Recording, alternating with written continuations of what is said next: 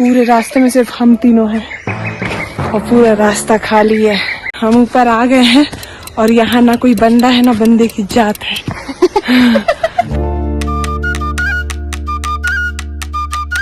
तो अब तक आपने देखा दार्जिलिंग से गैंगटॉक तक का सफर। अब आगे ताशी व्यू पॉइंट का खूबसूरत नजारा देखने के बाद हम निकल पड़े फ्लावर गार्डन की ओर। अगर आप सिक्किम आने का प्लान कर रहे हैं तो इस फ्लावर गार्डन को विजिट करना बिल्कुल स्किप ना करें।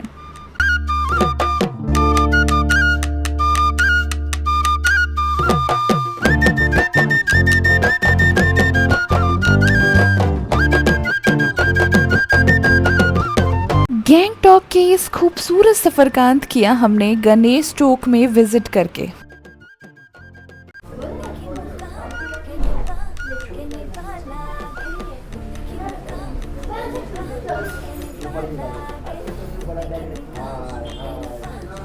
हाय,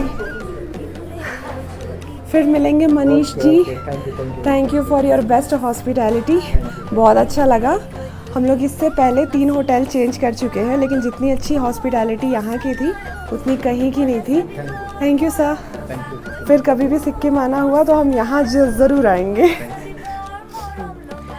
सो लाचुंग और लाचेन का प्लान हमारा कैंसिल हो गया क्योंकि वहाँ आ गई थी लैंडस्लाइड। तो अब हम निकल रहे हैं रावांगला होते हुए पैलिंग की ओर, और पैलिंग में हम रहेंगे मेरे ख्याल से 2 नाइट्स एंड 3 डेज। ओके, तो मिलते हैं हम आपको पैलिंग में। तब तक के लिए बाय। फिर से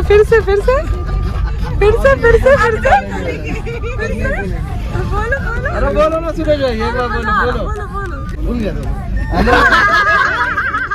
बोलो ना, मैडम का नहीं डायलॉग बोला ना।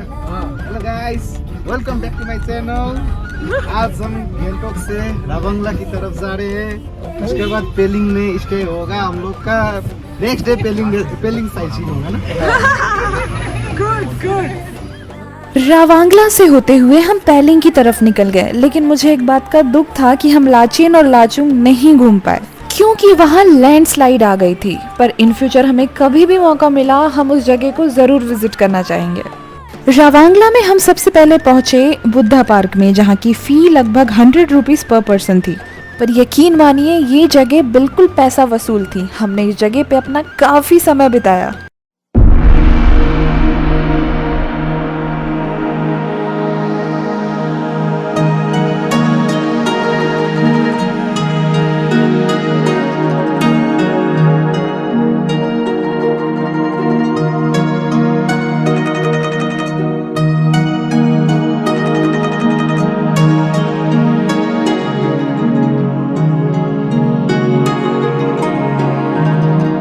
रावांगला के बुद्धा पार्क में अपना 3 से 4 घंटे का समय बिताने के बाद हम पहुंच गए शाम को पैलिंग में।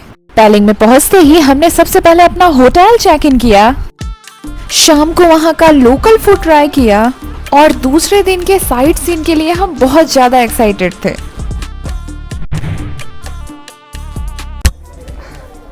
सो this is our last day in Sikkim और हम आए हैं पैलिंग के स्काई वॉक में। और स्काई वॉक में पर पर्सन का चार्ज है 100 रुपीज़। तो हम स्काई वॉक से आपको दिखाते हैं सिक्किम का व्यू। तो चलिए। पैलिंग स्काई वॉक एक बहुत ही अच्छा एक्सपीरियंस है। यहाँ से आप कंचनजंगा की ब्यूटी देख सकते हैं। ये स्काई वॉक 2018 में बनाया गया था और ये एक पॉपुलर टूरिस्ट स्पॉट में से एक है। पैलिंग स्काई वॉक का निर्माण सिक्किम सरकार के द्वारा किया गया था, जिसका पर्पस था टूरिज्म को प्रमोट करना।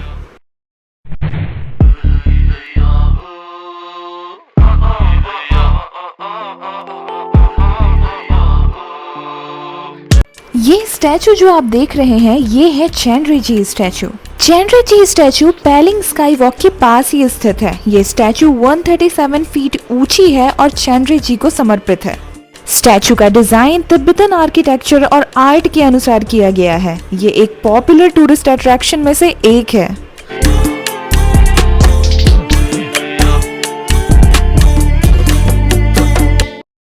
उसके बाद हमने विजिट की पेमा यांगस्ट्रा मोनेस्ट्री और फिर हम निकल पड़े बर्ड पार्क के लिए। ये बर्ड पार्क एक मस्ट विजिट प्लेस है पेलिंग के टूरिस्ट के लिए। यहाँ आपको नेचर की ब्यूटी और बर्ड्स की वैरायटी को एंजॉय करने का मौका मिलेगा। It's a great place to relax and enjoy the beauty of nature.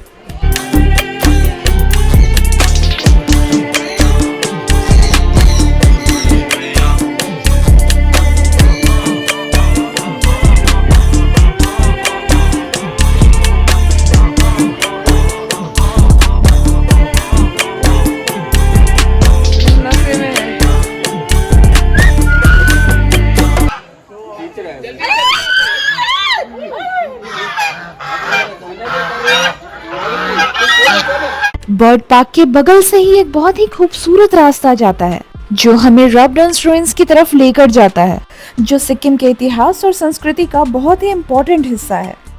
आपको अपने डेस्टिनेशन तक पहुंचने के लिए कुछ रास्ता पैदल तय करना होता है, तो हम भी निकल पड़े इस खूबसूरत सफर पे।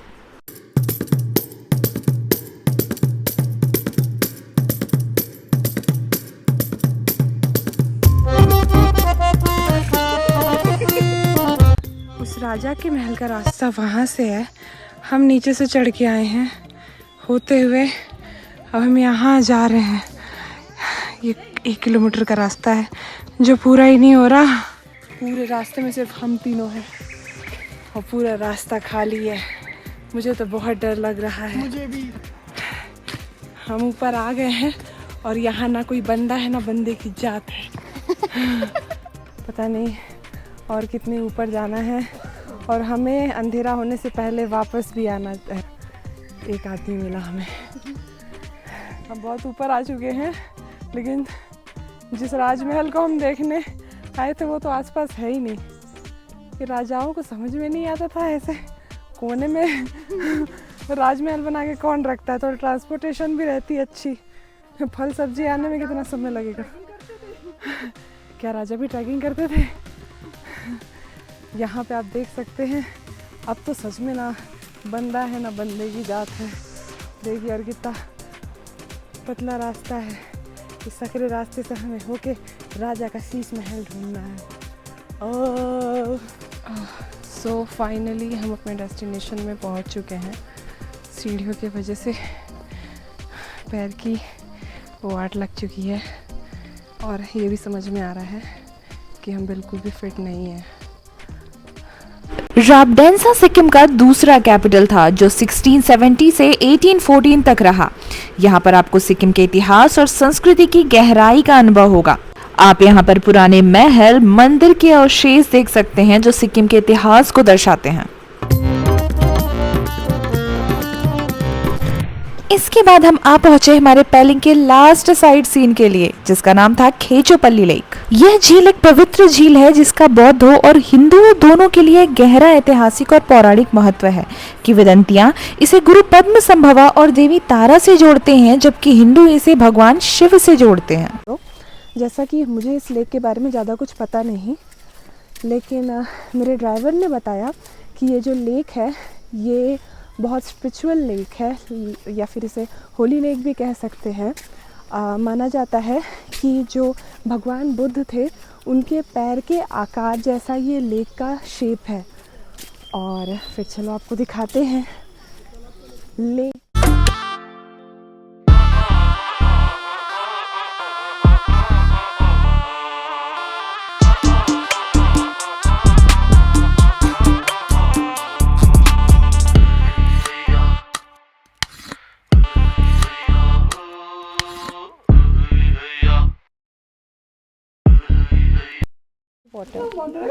हमने होली वाटर लिया। हे भगवान, इन दोनों के अंदर का शैतान भस्म कर दे। स्वाहा स्वाहा स्वाहा। पेड एक्टर कहेंगे। 50 रुपए कटेंगे ओवर एक्टिंग के। तो इस तरीके से हमने अपना सिक्किम का टूर कंप्लीट किया। ये अनुभव हमें हमेशा याद रहेगा। हम उम्मीद करते हैं कि आपको भी सिक्किम की सुंदरता और संस्कृति पसंद आई होगी। आइटिनरी की सारी जानकारी डिस्क्रिप्शन बॉक्स में दी गई है, तो आप भी सिक्किम की यात्रा करें और इसकी सुंदरता और संस्कृति का आनंद लें। तो मिलते हैं नेक्स्ट वीडियो में, तब तक के लिए बाय।